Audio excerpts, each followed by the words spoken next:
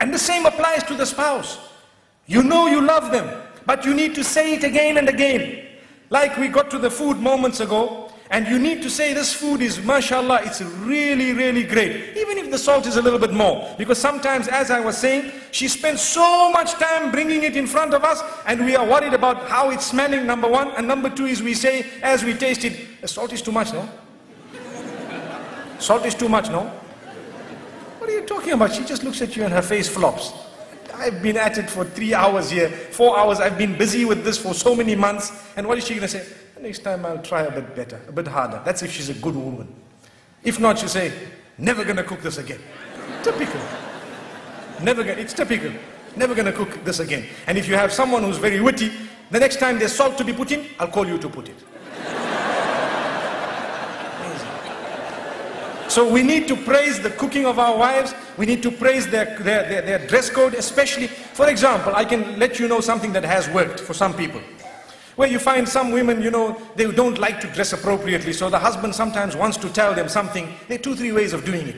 You can either say, this is very bad, I don't want you to wear this, and you know, you might have a response. But if you want a response from the heart, what you do is, you tell them, the other dress looked much better than this. You see, so you are praising one thing, and that praise is not there when the other thing is there. So you have told them in a way that this is what I really love. And go beyond the limits in praise. That's your wife, don't worry. You can say whatever you want to. MashaAllah, in terms of goodness. Like the food, when you eat, even if it is a little bit this way, that way, just praise it, MashaAllah, see what it is. Praise the effort at least, MashaAllah, you know. Let me tell you what has happened once. They say the Imam in the masjid said, in fact 2 things have come to my mind. The Imam in the masjid said, you need to praise the cooking of your wife, just like I said now. So the man went home and he had this meal and he was looking at it and looking at his wife and smiling and all happy, mashallah, and excited and everything. And when he finished, he says, oh, it was awesome. And the wife says, what? I've been cooking for you for 21 years, you never said that. Today when the food came from the neighbor,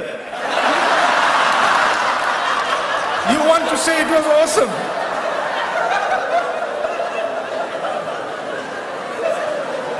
So he says, oh, I'm sorry about that, I didn't know.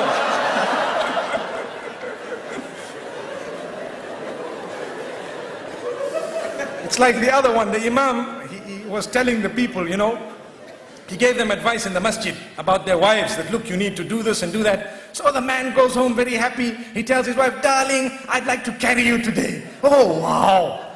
Oh, I hope I'm not too heavy, darling. You know.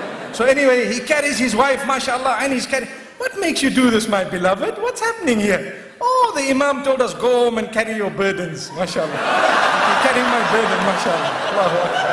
Allahu Akbar. Allahu Akbar.